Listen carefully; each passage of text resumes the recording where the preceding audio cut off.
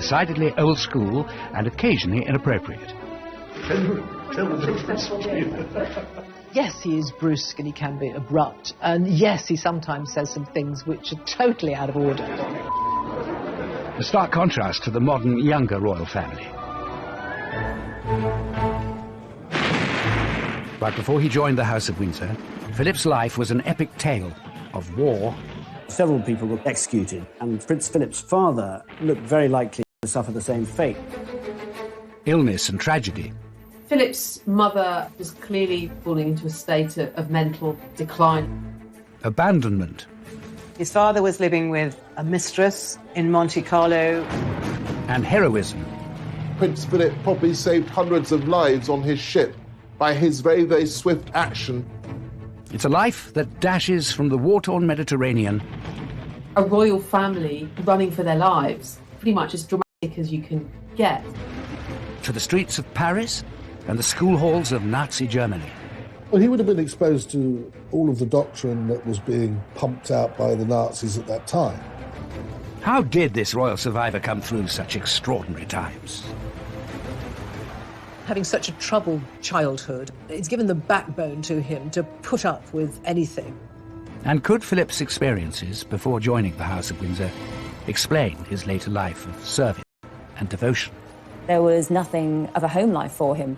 There are some people who have difficult home lives who it drives to work harder and to succeed.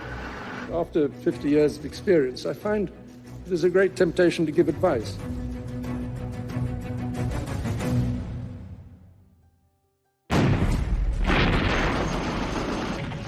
Turkey in 1922. The Greek army is invading its old enemy in a brutal war. One of the army's leading figures is the Greek prince, Andrea, who has recently become father to baby Philip. Prince Philip's father was a major general in the Greek army who were invading part of Turkey, Anatolia, but there was a huge military setback and the Greek forces had to flee to the coast. Following the army's humiliating retreat from Turkey, the pro-monarchy Greek government is overthrown, and its leaders are held responsible for the disaster. In the aftermath of this coup, several of the people were court-martialed and executed, including a former prime minister, a former foreign minister, several of sort of top generals. And when the execution was carried out, they all stood incredibly bravely and stared at the firing squad. Prince Philip's father looked very likely to suffer the same fate. This is a really precarious time for his family's feet. Philip's father's life is only spared by the court when his cousin, the British King, George V, intervenes. Somewhat surreptitiously, I think, George V was very instrumental in organising the escape from Greece of his cousins, including Philip, a babe in arms, who was taken onto this ship because there was no cot, no crib for him, and so the sailors engineered a cot for him out of old fruit crates. It is a dramatic start in life for Prince Philip. Born Philippousou in Corfu just 18 months earlier, in June 1921. He was born on the dining room table, in fact, of a beautiful villa in Corfu called Mont Repos. And he was born on the dining room table because the surgeon thought that was the best place for Alice to give birth. And by all accounts, he was a very much wanted and loved young son. Philip's mother, Alice, is a princess of the German House of Battenberg, with illustrious British ancestral roots. Prince Philip's mother was Princess Alice of Battenberg, and she was born in 1885 in the presence of her great-grandmother, Queen Victoria, in Windsor Castle. Philip is the great-great-grandson of Queen Victoria. His parents have royal lineage right back through to the British royal family, but also to the Greek and Danish thrones. He was very, very well connected. And by the time he was born, his relations were on practically every throne throughout Europe. Philip's father, Prince Andrea of Greece, is the brother of the Greek king and a full-time soldier. The wars between Greece and Turkey have actually been going on for many, many years, and the royal family and Prince Andrea were very much placed into senior positions in the military. But the military coup following the latest defeat forces the Greek royal family into exile. Philip's family, including his 4 older sisters, have to flee their homeland. This really was pretty much as dramatic as you can get. And of course, this is now, a royal family really running for their lives. They were able to smuggle some jewellery in their clothes and some money, but very little. It's quite a dramatic start to his life. He has no recollection of the family fleeing in 1922, but it had enormous consequences and led to him being a bit of a wandering boy. Despite their royal connections, when the family flees Corfu with baby Philip, they have no home to go to. From a position of royalty, they are now... existence for Prince Philip. They settled in the home of one of his aunts and uncles at Saint-Cloud in Paris. They basically gave the exiled family a house in which to live, and if they needed it, they would help them financially. Their life in Paris was fairly stable, but of course they were dependent on charity, basically, and I don't think anybody really likes that very much. And the other point is, of course, that as members of the royal family, they felt themselves dispossessed and, in a sense, pointless. They didn't have anything that they could really do. But Philip's life in Paris is happy and stable, surrounded by his loving family. I think these early years of Philip's life were perhaps the happiest of his childhood, because it was relatively settled for those years in Paris, and his father, Andrea, adored him. His sisters recalled how there'd be gales of laughter when Philip and his father were larking around. He was able to be educated. His relatives paid for him to have a good education. He was multilingual. He speaks, as a result, fluent French as well as German. But when Philip is 8 years old, his happy family life in Paris begins to break down. Philip's mother, Alice, was clearly very fragile in her emotional, psychological health, and there's every sense that the kind of trauma of the events in Greece and their hasty departure really did put her under psychological strain. No one really knows whether she suffered from bipolar disorder or whether she was, in fact, paranoid schizophrenic. Alice felt she communicated with the spiritual world. She took to lying on the floor for great periods of time, waiting for the spirits to tell her what she should be doing. Philip's father, Prince Andrea, has his own struggles with life in exile. I think that Andrea is perhaps unfulfilled because he's had life as a Greek royal, and then he's a major general in the army, and then suddenly he's an exile. And I think a middle-aged prince without a role, that's difficult. Alice's growing mental instability had a profound effect on her marriage, which maybe had never been that strong, but certainly in view of her eccentricities and her mental breakdown, Andrea spent less and less time with the family. Alice's family takes the decision that she needs urgent help.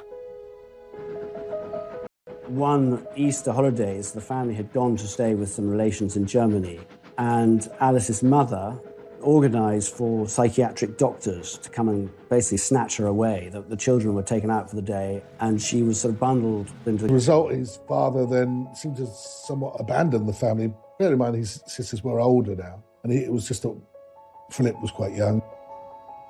Philip loses first his mother and then his father, all before his 9th birthday.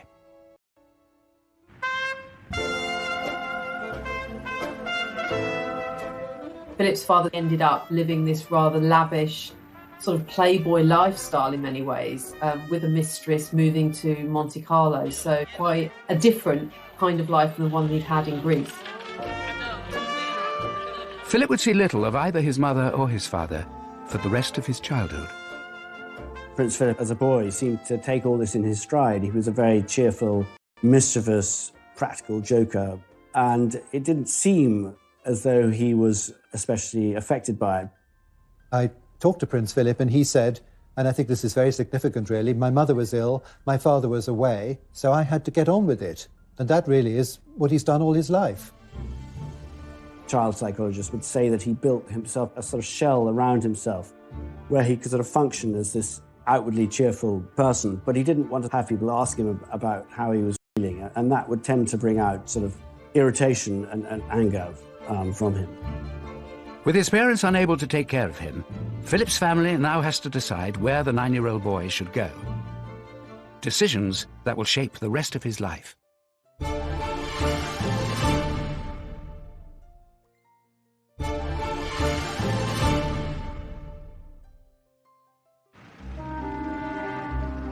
It's Paris in the summer of 1930, and aged just 9, Philip is coping with distress and upheaval. His mother, Princess Alice, is committed to an asylum in Switzerland, and his father, Prince Andrea, is in Monte Carlo with his mistress. You have to think that these formative years for Philip must have had a profound effect on his character, and I think indeed they did. He must have been confused, I imagine, and probably hurting. He must have felt abandoned by his parents. The family decides that young Philip will live with Alice's brother in England. George, the Marquis of Milford Haven, or Georgie as he is known, is Philip's uncle. He is a Royal Navy commander and happily married to Nada, a former Russian aristocrat with 2 children of their own. They had this beautiful house in England, in Berkshire, and basically Philip went to live with them and he absolutely adored George, his uncle. Philip is warmly welcomed into the home of the Milford Havens. A home, though, that is probably unlike any other he would expect. They were very sort of broad-minded. They had what was reputed to be the largest collection of pornography then existing. They sent their son, age of 17, he was sent to a brothel in Paris to round off his education. They were sort of quite out there, but their marriage was very strong. Though there was infidelities that took place in that relationship, what he witnessed as a boy were 2 people that enjoyed love and were warm to him. Philip's whole family, though, play a role in his upbringing.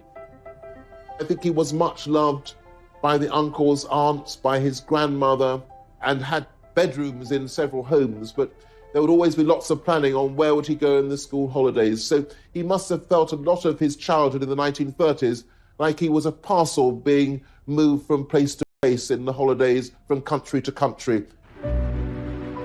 Some of those holidays are spent in southern Germany with his 4 elder sisters, who have all married German aristocrats. And it's Philip's second eldest sister, Theodora, who suggests a plan that would see Philip's life uprooted once again. When Prince Philip was living with the Milford Havens, some of his sisters were a little bit worried about their sort of bohemian ways, and Theodora, his second eldest sister, was married, and his family had started a school called Salem. Salem was a very different kind of school, and he was packed off there in his early teenage years, which he didn't really want to do. Philip arrives in Germany in the summer of 1933, with Hitler and his Nazi party now firmly in control. 1933, of course, is one of the most cataclysmic years in world history because it's the year that Hitler comes to power in Germany. It seems a strange decision that should be the year that Philip is sent for 2 or 3 terms to boarding school at Salem in Germany. The rise of Nazism was the backdrop for Philip's time spent at this school, and indeed a branch of Hitler Youth was established there. For him, it was a sort of rather bizarre and retrospectively interesting time. He saw an awful lot of Nazi saluting, which always struck him as mildly hilarious. It reminded him of boys sort of asking permission to go to the lavatory. At 12, Philip is possibly too young to comprehend the events around him. But all 4 of his sisters and their German aristocrat husbands have allied themselves with the Nazi party. It's an astonishing thing that 6 years before Britain is at total war with Germany, there's somebody who's later to marry the Princess Elizabeth should have been at school in Nazi Germany. With rising political tensions in Germany, after 1 school year at Salem. He would say and has said in his adult life, home, where's home? I don't know where home is. He had many homes. They were very welcoming, they looked after him, but he was essentially homeless. This sense of Philip as really without a home, without a rudder, without a sense of himself, without a clear identity. I think that really marks Philip out in his early years. But Philip finds a spiritual home when it's agreed that he should go to Gordonston, near the Highlands of Scotland. It's a progressive, newly established school run by Kurt Hahn, a German academic and friend of Philip's sister. Gordonston has always been described as a very sort of Spartan place, very sort of outward bound, but actually it very much appealed to Prince Philip. He developed his leadership skills there. He was already quite independent, but he became, I think, more so when he was there. He did extremely well at the school. The school's ethos pushes the boys to be competitive, practical and self-reliant. And it pushes them hard. Gordonston was tough, it was exacting, it was very physical. It wasn't just an experience for the mind, it was also one for the body. It was about feeling things, cold showers, waking up early, being pushed to the physical limit. And I think there Philip would have found sort of distraction perhaps from his emotional pain. Gordonston was a very, very unusual school in its time. It wasn't your typical British boarding school. It was no Eton or Winchester.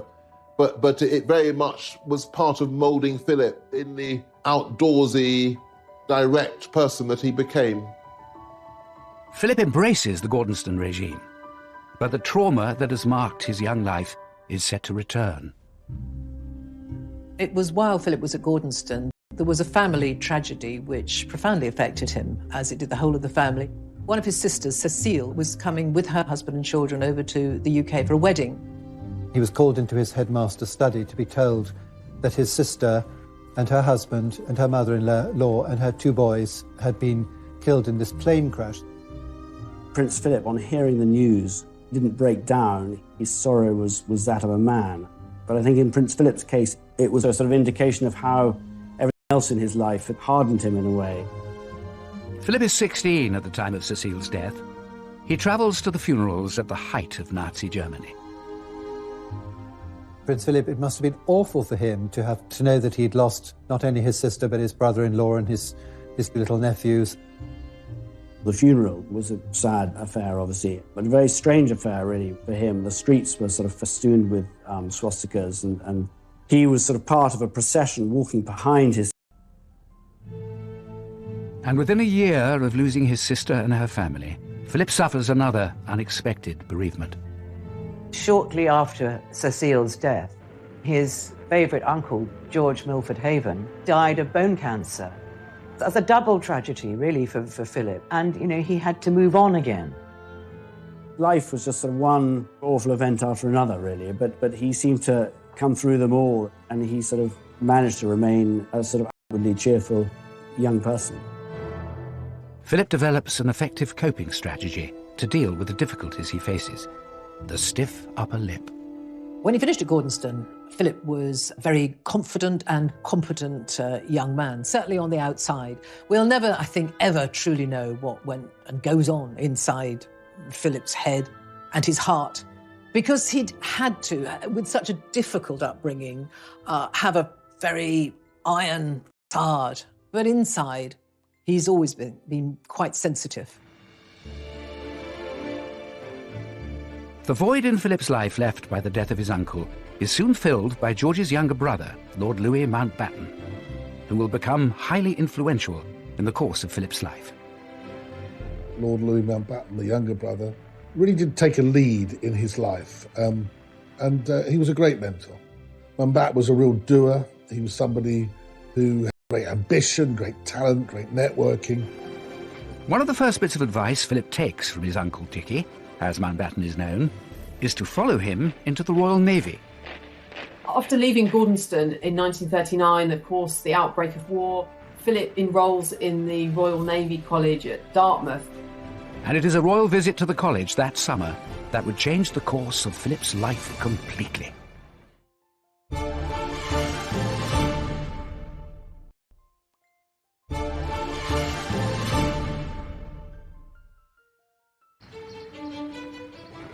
Prince Philip begins his training at Dartmouth's Royal Naval College in May 1939, 4 months before the outbreak of World War II. I think aged 18, he's already a very, very self-sufficient man. These difficulties which have befallen him have toughened him up. He has the advantage of being devastatingly good-looking. He's very, very blonde in those early pictures. and already he's become a bit of a magnet for young women. The young cadet's charms are on full display when the royal family visits the academy in July. His uncle, Dickie Mountbatten, arranges for Philip to entertain the princesses, Elizabeth and Margaret. They played a few games, they went on the croquet lawn, they went out to the tennis courts, and Philip jumped over them and was smitten. She wrote to Philip to thank him for looking after her and Margaret. And then Philip wrote back. It was his cousin. She was a good contact to have. She was eventually going to be Queen of England. So Philip isn't a fool. So they started sending letters to each other. But Elizabeth is only 13 years old, too young for any serious romantic interest. Besides, Philip has other things on his mind. Less than 6 weeks after that fateful meeting, Britain declares war on Germany. We tried again and again to prevent this war. And for the sake of peace, we put up with a lot of things happening which ought not to have happened. Philip, of course, could have joined the Greek navy. He was still a prince of Greece and one of the heirs to the Greek throne. And I think increasingly in the late 1930s, Philip felt that he was English. He felt he was British. So it was the Royal Navy that he was going to be in at the beginning of the Second World War. In early 1940, Philip is sent to sea. At first to the Indian Ocean to escort convoys of soldiers. But the young midshipman is eager to be in the thick of the action. And by the following year, he gets his wish. He's transferred to a battleship in the Mediterranean to join the fight against the Italian Navy. There was one particular battle, the Battle of Matapan, which really saw the end of Italian involvement. The Italians took such a pasting, and Prince Philip was in charge of the searchlights during a night engagement. 2 or 3 Italian ships were destroyed in quick succession, with Prince Philip directing the searchlight so effectively that these Italian ships were well illuminated and promptly destroyed. 19-year-old Philip's skill with the searchlight earns him an official commendation, and he is honoured with the Greek War Cross.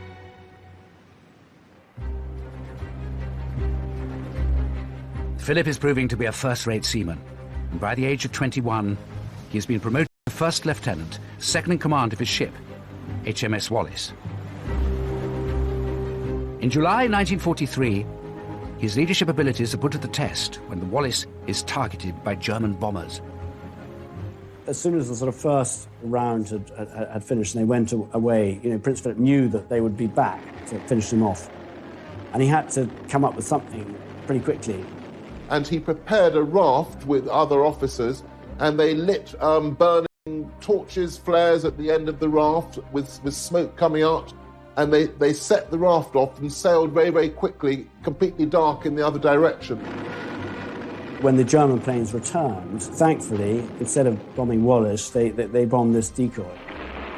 Prince Philip probably saved hundreds of lives on... As he rises through the naval ranks, Philip's also growing closer to Princess Elizabeth.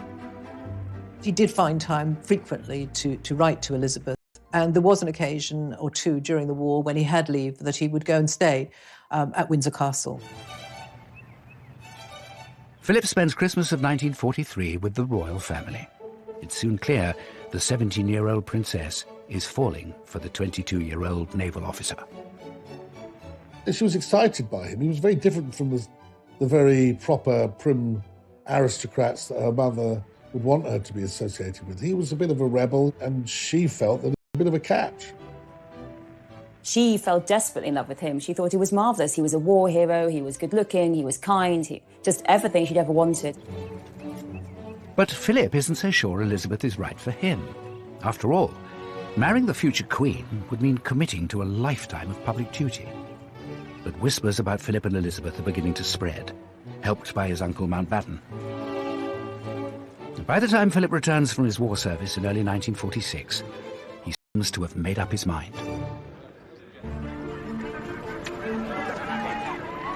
I think if you're sixth in line to the Greek throne, if you've only got about £600 in the bank, if you haven't got a settled home of your own, the chance of marrying the very attractive, intelligent, bright, sparky heir to the most prestigious monarchy in the world, I don't think that's a terrible opportunity. I think he only started to fall in love love with Elizabeth. About 1946, when the king started to warm to him and he was invited to more and more family events, he began to see the advantages of what was in front of him, but also the genuine affection would then develop with Elizabeth. Winning Elizabeth's heart proves relatively easy, but winning over her parents and their courtiers is a different matter. When everyone realised that Prince Philip was a serious prospect for Princess Elizabeth, there really was panic in the British establishment. He was not at all the type they expected, and there's a lot of distrust of him in the royal household, in the royal family, in the government. Philip is seen as an outsider, someone who didn't go to the right schools, doesn't have any money, and is far too outspoken to be a true British gentleman. Philip was from a foreign royal family. He had been brought up in sort of military ways. He was really penniless in terms of his upbringing. He'd lived this kind of nomadic childhood. He had a very unstable, dysfunctional family, and certainly some courtiers thought that he really wasn't appropriate for a royal princess. But of course, Philip is as royal as they are, but I suppose the views were expressed that he might not be the right person. Nobody approved of him at all, but Elizabeth, for the first time in her life, she really, really stuck her heels in. This was the man she wanted, and no other would do. To become a more suitable candidate for the princess's hand, Philip makes some dramatic changes. With the help and guidance of Dickie Mountbatten, his uncle, he decided, or it was decided for him perhaps, that he should take on British nationality. And so he gave up his right to the Greek throne, he gave up his Greek nationality, he was no longer Philip of Greece, and he became British and he became Philip Mountbatten. And he also had to give up the religion he'd been baptised into. He was no longer Greek Orthodox, he now had to be Anglican. So they really do everything to change Philip into the English man they wish he was. I think those quite significant sacrifices was the beginning of a whole series of sacrifices that would then mark out Philip in relation to Elizabeth. He was always going to have to try to conform, to be acceptable. By the summer of 1947, Philip and Elizabeth have finally won the King and Queen's blessing. In these, the first special studies of the pair since the news of their engagement, it's easy to see the radiant happiness of the princess as she and her very good-looking husband-to-be pose for the cameras in the palace. Philip marries Elizabeth on November the 20th, 1947, at Westminster Abbey. The wedding day of Philip and Elizabeth couldn't have been grander, couldn't have been more spectacular. People got very, very involved with it and very excited by it. And the crowds were absolutely huge. Everything about the wedding is reinventing Philip. He's a great war hero, he's practically British, and now he's the marvellous future consort of the marvellous future queen. But for all the joy of the wedding day, there's a bitter pill for Philip to swallow. His mother is the only member of his immediate family by his side. His father, Prince Andrea, had died during the war, after not seeing his son for many years, and his sisters are not invited. It was deemed that his sisters who'd married Germans should not come over. It was too soon after the war, and so that was a source of great disappointment for him.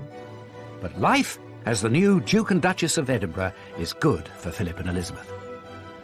You have to remember that he had been essentially homeless. He had not had a family life since he was 8 years old. And so, to cherish someone and love someone as much as he did... Goes quickly with the birth of Prince Charles in 1948 and Princess Anne 2 years later. Philip put behind him a lot of the difficulties of his childhood, and I think he himself was liberated by forming a happy family. For the first time since his early childhood, Philip has a home of his own, Clarence House in London. And despite taking on some royal duties alongside his wife, he remains on active duty in the Navy. One of the happiest times in the young couple's life was when Prince Philip was posted to Malta. He was out there for quite some time, several months, and Elizabeth went out and stayed with him on 2 occasions, quite protracted stays. And this was a very, almost normal existence for her. And she absolutely loved it.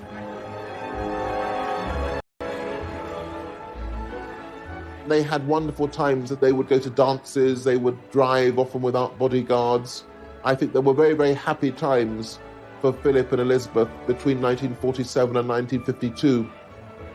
I really think that Philip and Elizabeth imagine that their life post-marriage is going to be their life for the next 20 years or so, that they'll live in Clarence House, she will do royal duties, he will support her, they will have their children, but it isn't going to be the big job. It's not queen and consort. I think both she and Philip imagine that'll be a job they're doing when they are in their 40s, going into their 50s. There's no way, I think, that they have any idea how close it is around the corner. But in 1951, King George VI becomes ill with what is later revealed to be lung cancer. It falls to Elizabeth and Philip to take on more royal duties in his place, including a tour of the Commonwealth nations in early 1952. They were going to be away for several months. So they set off for Kenya, hoping that when they came back, the king would be okay. But it was not to be. Just days after their departure, on February the 6th, King George dies in his sleep. A royal aide breaks the news to Philip. Philip, he just looked absolutely ashen-faced because I think he realised that his entire life at that moment was going to change. I think he went into shock and he put a newspaper over his head and just absorbed this terrible news. Then he went to tell his wife. Philip has to break the news to his wife that her beloved father is gone, and also that everything has changed overnight. She is now the queen, he is now the consort, and the life they had before is over. Philip is facing the biggest challenge of his life. Experiences to guide him in his new role.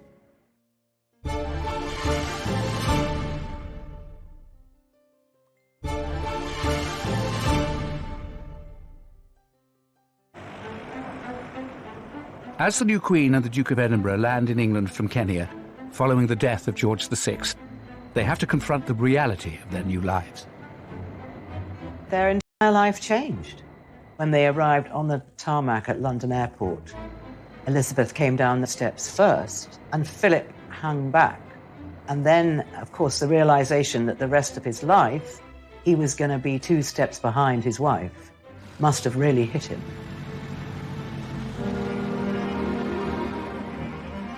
The first step Philip must take is to sacrifice his day job.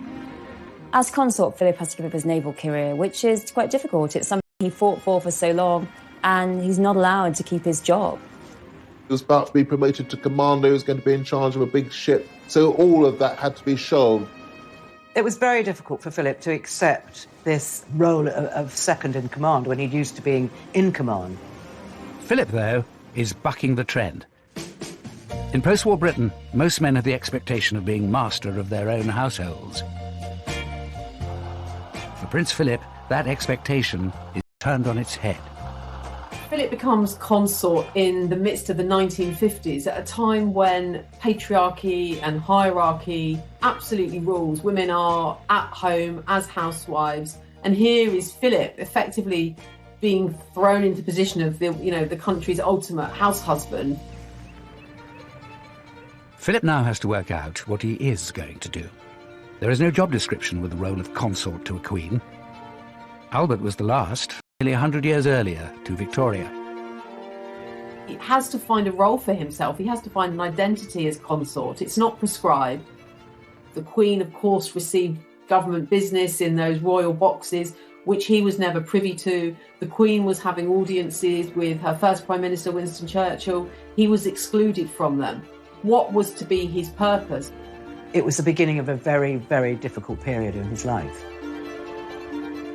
Philip sees himself as a modernising force, but is frustrated by resistance from powerful figures within the palace. Philip finds his role of consort as being squashed by his mother-in-law because Queen Elizabeth, the Queen Mother, wants to stay in Buckingham Palace, have a role of influence over her daughter. And what you start to see happening during the early reign of Queen Elizabeth is that there really becomes this battle between Prince Philip, who has ideas about changing the royal family, and Queen Elizabeth, the Queen Mother. Philip by some of the old guard serving the monarchy. The courtiers were brutal to him. They looked down their noses at him. They didn't give him any attention. The courtiers weren't really interested in him. They didn't really have a lot of time for this upstart, this usurper, as they used to regard him. Philip, of course, is a man who's come fresh from conflict. The Navy is in his blood. He needs adrenaline. He needs a purpose. He needs to be doing things. But Philip turns an early setback into a personal mission.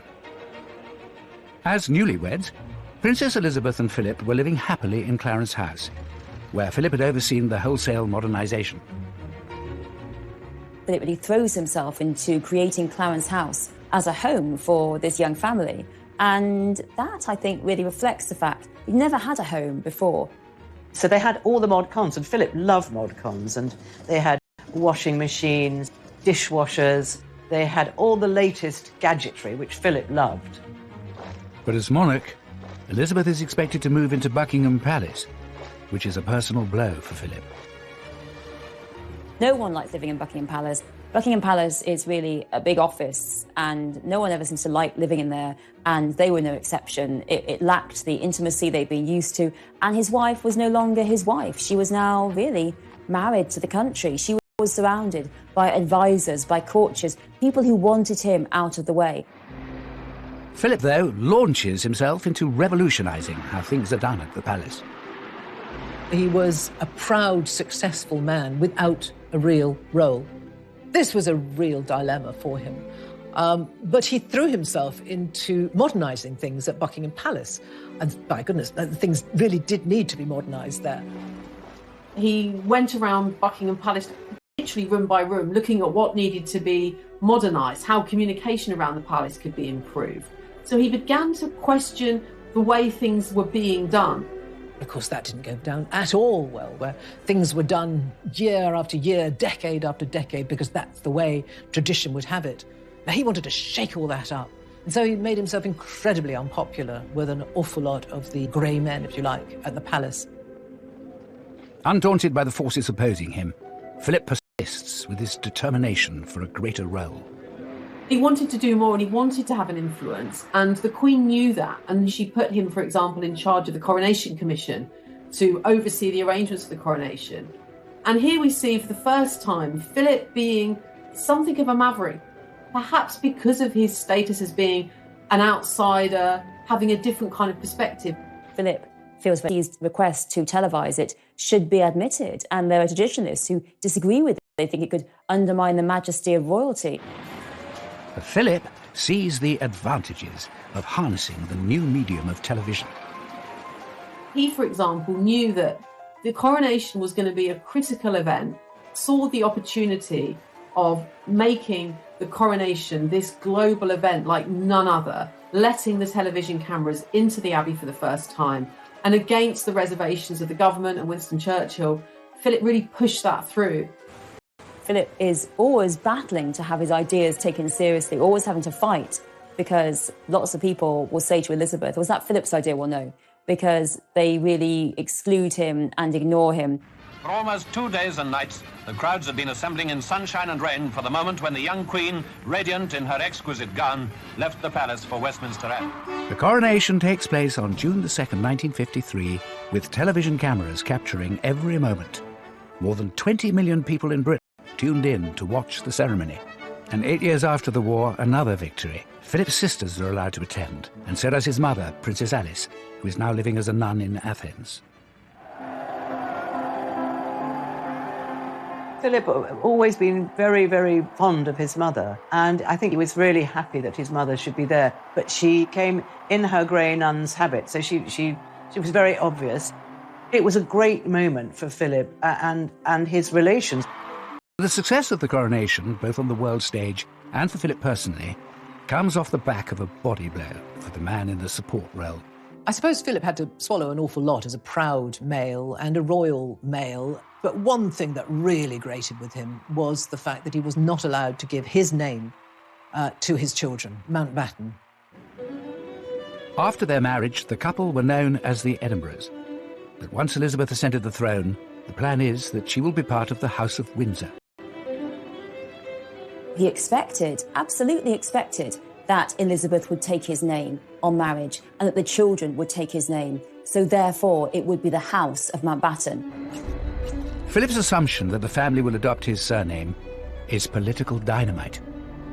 Various people, most importantly Churchill, were dead set against this idea and were determined that the name should remain Windsor. There was a big row about it, but Philip lost the argument, and the Queen decreed that her children, Charles and Anne, would be part of the House of Windsor. But during the row, he said, what kind of man am I? I'm just a bloody amoeba, he said. So it was very, very hurtful to him. I think he really felt that if he gave up his title, his religion, his name, Philip, the House of Mountbatten, and not as that, really made him feel very excluded, very humiliated, and it was a very difficult moment for him. Philip has a tried and tested way of dealing with the strains of royalty. I think having had the upbringing he experienced, he just adopted that same attitude to royal life. This is what I've married into. This is the hand I've been dealt. We'll just get on with it. And that's what he did. It wasn't always easy. There were rifts in the marriage. There were rocky periods. There were times when he felt he just had to get away and did get away. Philip focuses his energies on where he believes he can make a difference. Inspired by his own education and achievements at Gordonston, Philip establishes the Duke of Edinburgh Award Scheme in 1956. The life of modern youth isn't all pop music, long hair and punch-ups. He recently presented gold awards to 127 girls and over 750 boys. He wanted to empower youth. He wanted them to meet the challenges that were facing them. Not in a pampered way, but in a way to try to engage them in society.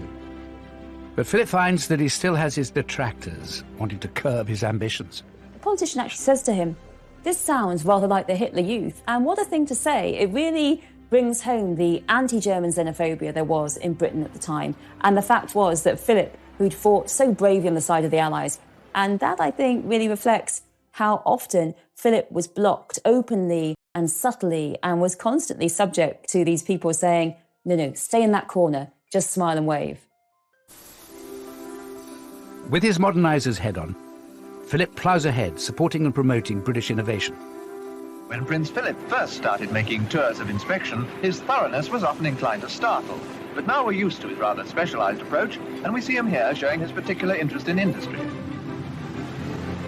Prince Philip was always, from a very young age, fascinated by science and technology.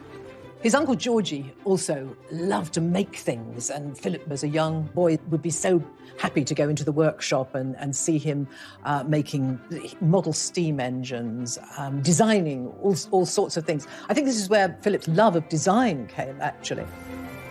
He's literally toured the country at different points, visiting factories, speaking up about British engineering, British science. Ladies and gentlemen, it is clearly our duty as citizens to see that science is used for the benefit of mankind. Prince Philip had this great enthusiasm. It came from the heart, sort of spokesman on behalf of British scientists and British industry, and became a very effective advocate.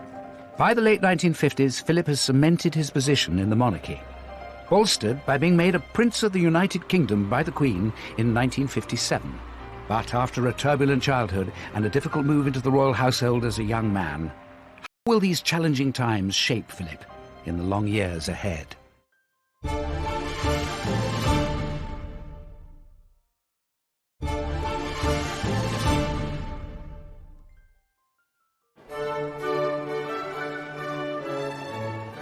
It's August 2017, and Prince Philip takes one final salute before retiring at the age of 96. In his 70 years by the Queen's side, he has carved out a unique role as her most loyal lieutenant and champion of hundreds of his own charities and causes. He's travelled enormously, 22,000 engagements, 800 charities that he's been involved with, and any charity that Philip has been involved with has said, yes, this man made an enormous difference. His early struggles are now a distant memory. But Philip's work as consort has undoubtedly been shaped by those tumultuous years. I think that having such a troubled childhood really made Philip the man that he is. I think it's given the backbone to him to put up with anything. And that has been his philosophy through his life. Don't moan about it, just get on with it. And that's what he's done. He is someone who doesn't take easily to compliments, but he has quite simply been my strength and stay all these years. Philip's experience weathering the storms of his childhood has stood him in good stead throughout his royal career. Never more so than in the 1990s, when the royal family was rocked by a series of crises, including the very public breakdown of Prince Charles and Princess Diana's marriage. Philip tries to help. He writes to Diana saying that he understands what it's like to be outside of the royal family, to be seen as an outsider. The sort of things that he wrote to her about were the difficulties that he had had when he had joined the family, the pressures that he'd been under, how he understood the pressures that she would feel. Philip's intervention was not enough to save the marriage. Charles and Diana officially separated in 1992, a year so bad for the royal family that the Queen called it horrific, although she said it in Latin. It has turned out to be an annus horribilis. But worse was to come in 1997, when Princess Diana was killed in a car accident in Paris. Her young sons were staying at Balmoral with Prince Philip and the Queen when they received the terrible news. There was probably no one better qualified or better placed to help William and Harry after the death of their mother. His mother, when he was just coming up to 9, when she was committed to a sanatorium. His father also virtually abandoned him. So he was very empathetic, obviously, towards his grandsons, William and Harry.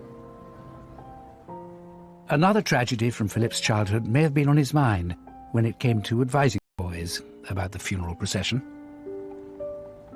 Prince William and Prince Harry weren't terribly keen on the idea of walking in the procession. Prince Philip took the long view, and he said, I think, when you're older, that you would very much regret not walking behind your mother's coffin. Philip had done it himself behind his own sister's coffin, aged 16, walked behind Cecile's coffin, devastated, full of pain. It's a very sweet moment when Prince Philip puts his arm round William as they go under Admiralty Arch. Although people, when you look back, think it was something too much for Prince Harry to do, and he himself has reflected upon that, I suspect as he gets older, he'll be pleased that he did it and that he listened to the wise counsel of his grandfather, somebody who I think has experienced great tragedy in his life. The dark days of the 1990s hurt the royal family's standing with the British public. Prince Philip plays an important role in helping restore the family's popularity in the 21st century, perhaps motivated by his own experience of how quickly a nation can turn against its monarchy. His family were thrown off the Greek throne and he had to flee in a packing box. So I think that he was always conscious of that and always conscious that even though the British monarchy seemed so stable, that it could be knocked off its perch. Philip came from the European royal family, and they were constantly being deposed, they were abdicating, they were having their kingdoms taken away. And he felt very much that the British royal family must stick together. They must all work together for the common aim, which is the good of the monarchy. In 2020, the royal family is facing new challenges, not least the departure of the Duke and Duchess of Sussex. The Duke and Duchess of Sussex have announced they intend to step back as senior members of the royal family. I think we all know from recent history that becoming part of the British royal family is not easy. Diana bailed out, Fergie bailed out, Harry and Meghan have both left royal duties. It's not easy, but I think Philip really made the best of it. On the occasion of their golden wedding anniversary, Philip gives an insight into one of his guiding principles. The main lesson that we've learned is that tolerance is the one essential ingredient, but it is absolutely vital when things get difficult. Prince Philip's life has never been smooth sailing. Beginning with exile and abandonment, through his wartime heroics and early battles with the royal establishment, to the tempestuous years of the 1990s. But it's these storms that have given him the resilience and the strength to succeed in his role, guiding his family, supporting the Queen, and serving the country for more than 70 years.